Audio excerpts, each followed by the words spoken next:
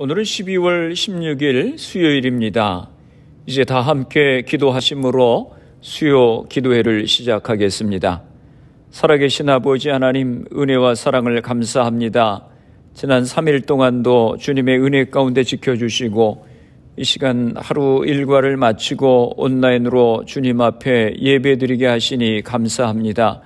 코로나 상황 가운데도 저희들이 기쁨으로 성탄을 맞게 하시니 감사합니다. 우리의 죄를 용서하시고 우리와 늘 함께 하시는 임마누엘의 주님으로 오시는 주님을 우리의 마음에 모셔드림으로 참 소망과 희망이 넘치는 성탄이 되게 하여 주옵소서. 주님의 구원의 은혜를 감사하며 우리 주변에 주님 알지 못하는 영혼들에게 복음을 전하며 사랑을 나눌 수 있는 저희들이 되게 하여 주시옵소서. 마음의 상처와 아픔을 가지고 주님을 예배하는 이들도 있사오니 주님의 위로와 평안을 허락하여 주옵소서. 이 시간도 성령께서 함께하여 주셔서 말씀 가운데 함께 하시는 주님의 은혜를 경험케 하여 주옵소서. 예수님의 이름으로 기도드리옵나이다. 아멘. 오늘 우리에게 주시는 하나님의 말씀은 마태복음 9장 18절에서 26절까지 말씀입니다.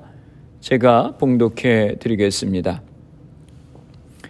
예수께서 이 말씀을 하실 때에 한 관리가 와서 절하며 이르되 내 딸이 방금 죽었사오나 오셔서 그 몸에 손을 얹어 주소서.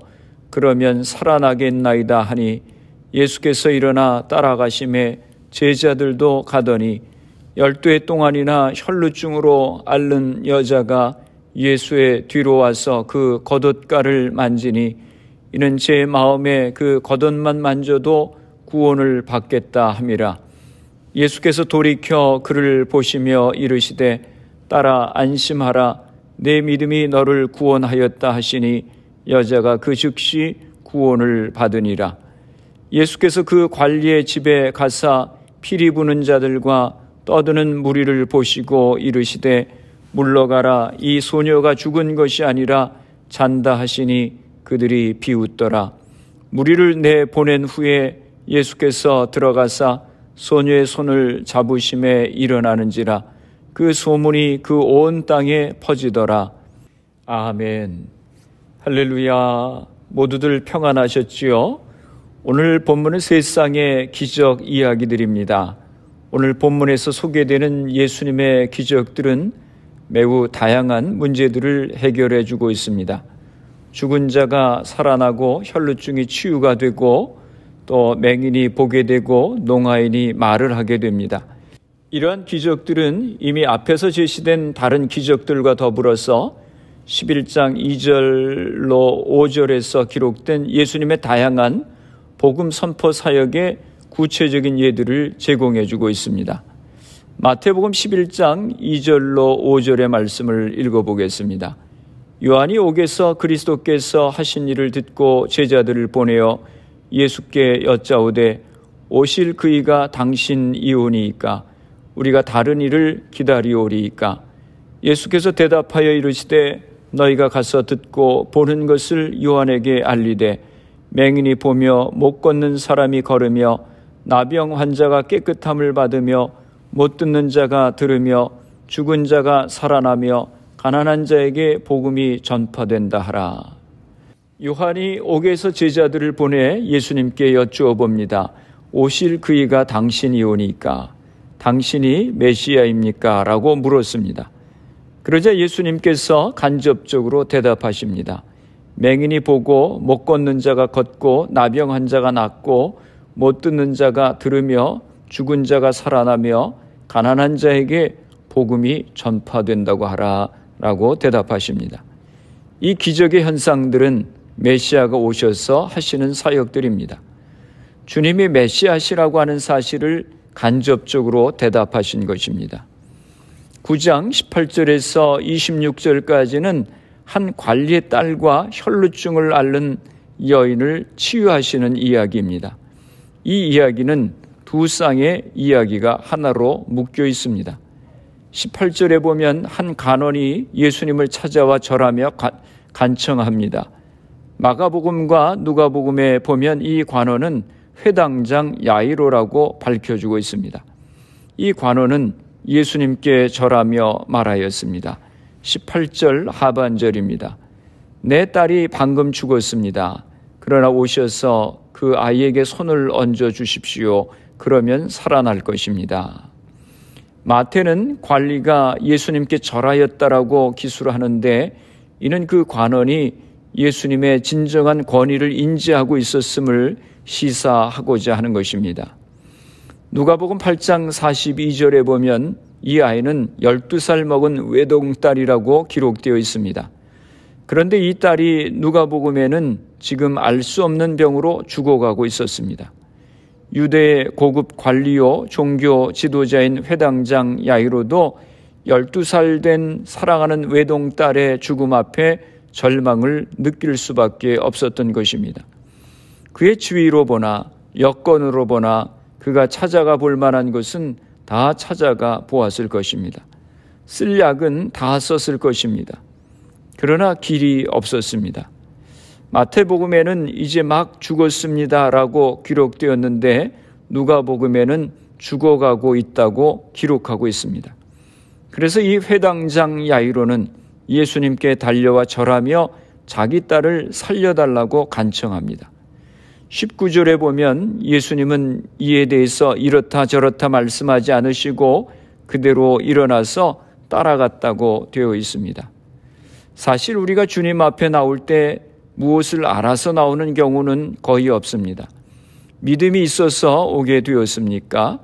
교회 오기 전에 성경책을 다 읽고 예수님은 하나님의 아들이시고 나의 구세주시고 내가 믿음으로 하나님의 자녀가 되었다고 하는 것을 다 깨닫고 교회 오는 사람이 어디 있습니까? 없습니다. 교회 오는 동기들을 보면 많은 경우가 원치 않는 일이 생겨서, 즉 사업의 실패로, 가정의 문제로, 또는 감당할 수 없는 어떤 질병 때문에, 또는 어떤 문제로 좌절해서 하나님 앞에 나오게 됩니다. 다 야이로와 같은 심정인 것입니다. 그러나 여기서 우리가 발견하게 되는 메시지가 있습니다. 어떤 동기로 왔든지 예수님은 그를 영접하셨다고 하는 사실입니다. 절박한 상황 속에서 지금 예수님을 의지하고 그 능력을 믿으면서 찾아온 이 사람을 예수님은 받아주셨습니다. 그렇습니다. 주님은 우리의 과거를 묻지 않으십니다. 우리의 지위도 묻지 않으십니다. 주님은 우리의 마음과 중심을 보시는 것입니다. 회당장 야이로가 주님 앞에 나오게 된 동기는 아이 때문이었습니다. 예수님 때문이 아니었습니다. 그러나 그가 예수님 앞에 와서 무릎을 꿇고 절을 하는 순간 회개하였던 것입니다. 만약 당신이 오셔서 우리 아이 몸에 안수해 주신다면 낫겠습니다라고 하는 믿음이 생긴 것입니다. 예수님은 그것을 보시고 일어나셔서 회당장 야이로를 따라가셨습니다. 이분이 예수 그리스도이십니다. 예수님은 우리의 간절한 심정을 원하십니다. 주여 나를 받아주시옵소서, 나를 인도해 주시옵소서, 내 힘으로 되는 것이 없습니다. 그래서 주님 앞에 왔습니다. 이때 주님은 우리에게 왜 왔느냐고 묻지 않으십니다. 그냥 우리를 받아주십니다. 내 사랑하는 아들아, 내 딸아, 그리고 조용히 일어나셔서 그 집으로 가시는 분이 예수 그리스도이십니다. 예수님께서 회당장의 집으로 따라가시는 길에 또 하나의 사건이 일어났습니다. 한 여인이 나타난 것입니다. 20절과 21절입니다. 12해 동안이나 혈루증으로 앓는 여자가 예수의 뒤로 와서 그 겉옷가를 만지니 이는 제 마음에 그 겉옷만 만져도 구원을 받겠다 함이라. 이 여인은 12년 동안 혈루병으로 고통을 당하는 여인이었습니다. 마가복음 5장 26절에는 이 여인에 대해서 조금 더 자세하게 설명하고 있습니다. 많은 의사에게 많은 괴로움을 받았고 가진 것도 다 허비하였으되 아무 효염이 없고 도리어 더 중하여졌던 차에 12년 동안 이 여인이 찾아다니지 않은 의원이 없었다고 하는 것입니다. 병을 고치기 위해서라면 왜 안 그랬겠습니까? 한국의 배우이자 연극인인 송승환 씨라고 있는데 얼마 전에 그분의 소식이 신문에 보도되었습니다. 거의 실명 상태가 되었다고 하는 것입니다. 2018년도 평창 동계올림픽 개막식과 폐막식 총 감독을 맡아서 많은 사람의 박수를 받았습니다. 그런데 2018년 동계올림픽 이후에 원인을 알 수 없는 이유로 시력이 갑자기 나빠지기 시작했다고 하는 것입니다. 눈을 고치기 위해서 한국의 유명한 대학병원들을 찾아가 보고 일본 또 미국의 유명한 안과 병원까지 다 찾아갔다고 하는 것입니다. 그런데 결과는 치료 방법이 없다고 하는 것이었습니다. 얼마나 낙심이 되었겠습니까? 많은 시간과 돈을 낭비했다고 했습니다. 혈루증으로 고생하던 이 여인도 많은 의원에게 많은 괴로움을 받았고 그렇기 때문에 그 여인이 가지고 있던 모든 재산도 다 허비해 버렸습니다. 그리고 성경은 아무 효험 없이 병만 더 악화되었다고 기록하고 있습니다. 21절에 보면 이 여인이 예수님의 겉옷을 만지는 심정을 이렇게 기록하고 있습니다. 이는 제 마음에 그 겉옷만 만져도 구원을 받겠다 함이라. 이 여인은 이런 심정으로 예수님의 겉옷을 만졌습니다. 예수님은 그 여인의 중심을 보셨습니다. 이 여인의 마음속에는 내가 예수님의 옷깃을 만지기만 하여도 병이 나을 것 같다, 구원받을 것 같다고 하는 순수하고 간절한 심정이 있었습니다. 오늘 예수님께서 요구하시는 믿음이 여기에 있습니다. 예수님은 우리들의 교회 경력을 묻지 않으십니다. 20년 믿었는지, 30년 믿었는지, 3대째 기독교 집안에서 태어났는지 묻지 않으십니다. 예수님이 요구하시는 것은 12년 혈루증을 앓고 있는 이 여인처럼 우리들의 마음속에 주님의 옷자락만 만져도 내 병이 나을 것 같은 그런 순수함이, 그런 절박함이, 그런 진실함이 있느냐고 하는 것입니다. 만약 우리에게 그것이 있다면 기적은 우리에게 베풀어질 것입니다. 마가복음과 누가복음에 보면 길을 가시던 예수님이 자기 몸에서 능력이 나간 것을 아시고는 사람들에게 누가 나를 만졌느냐고 물으셨습니다. 그러나 아무도 그를 만진 사람이 없었습니다. 아마 주위 사람들은 스쳤다고만 생각하였을 것입니다. 이때 두려워하면서 이 불쌍한 여인이 예수님께 나와서 주여 내가 만졌나이다 라고 말했습니다. 이때 예수님은 그 여인에게 다음과 같이 말씀하셨습니다. 22절입니다. 예수께서 돌이켜 그를 보시며 이르시되 따라 안심하라 내 믿음이 너를 구원하였다 하시니 여자가 그 즉시 구원을 받으니라. 두려움 가운데 있던 여인에게 예수님은 따라라고 하셨습니다. 아마 예수님 얼굴에는 미소가 가득 찼을 것입니다. 따라 안심하라 너는 구원받았다라고 하신 것입니다. 뜻하지 않은 사건으로 예수님이 가시는 행차가 늦어졌습니다. 가서 보니까 아이가 죽어 있었습니다. 23절 말씀입니다. 예수께서 그 관리의 집에 가사 피리 부는 자들과 떠드는 무리를 보시고 라고 말씀하셨습니다. 이 회당장이 예수님께 찾아올 때는 어린 딸이 죽어가고 있었습니다. 그런데 의외의 사건이 벌어져서 어린 소녀는 죽고 만 것입니다. 23절에 보면 헌화하는 무리들이 있고 피리 부는 사람들이 있었다고 하는 것을 보면 이미 이 어린아이는 죽은 것이 분명합니다. 그런데 예수님께서 24절에 이렇게 말씀하십니다. 이르시되 물러가라 이 소녀가 죽은 것이 아니라 잔다 하시니 그들이 비웃더라. 예수님의 이 말씀의 의미에 대해서는 적지 않은 논란들이 있어 왔습니다. 아마도 죽지 않았다라고 하는 말은 육체적 죽음이 아니라 영원한 죽음을 의미하는 것으로 보입니다. 18절의 관원의 말이 딸의 육체적 죽음을 전제하고 있을 뿐 아니라 좀 더 중요하게 이 이야기는 적어도 마태복음 내에서는 죽은 자를 살리신 것에 대한 예수님의 언급을 입증해 주는 유일한 경우이기 때문입니다. 아마도 예수님은 소녀의 죽음을 인정하시지만 그 의미를 재해석하신 듯합니다. 예수님은 이 소녀의 죽음이 영원한 죽음이 아니라 잠을 자는 것과 유사한 상태라고 하는 것입니다. 다시 말해서 잠을 자는 자가 깨어나듯이 이 소녀도 비록 죽었지만 곧 깨어날 것이라고 하는 것입니다. 하지만 소녀의 죽음을 확신하고 예수님의 말씀을 문자적으로 받아들인 무리들은 예수님의 비유적 말씀을 이해하지 못했고 따라서 예수님을 비웃습니다. 25절에 말씀합니다. 무리를 내보내신 후에 예수께서 들어가사 소녀의 손을 잡으심에 일어나는지라. 마가복음과 누가복음에 의하면 예수님께서 죽음을 정복하신다고 하는 사실을 믿지 않고 비웃는 사람들을 다 내보내십니다. 그리고 어린 소녀에게 가셔서 그의 손을 붙잡고 달리다 쿰 소녀야 일어나라 하며 잡아 일으키시니 이 어린아이가 일어나서 걸었습니다. 우리는 어느 날 주님 나라에서 이렇게 부활할 것을 믿습니다. 어떤 사람들은 천국이 있다면 비웃을지도 모릅니다. 지옥이 있다면 비웃을지도 모릅니다. 그러나 천국도 있고 지옥도 있습니다. 부활도 있습니다. 우리는 다시 살 것입니다.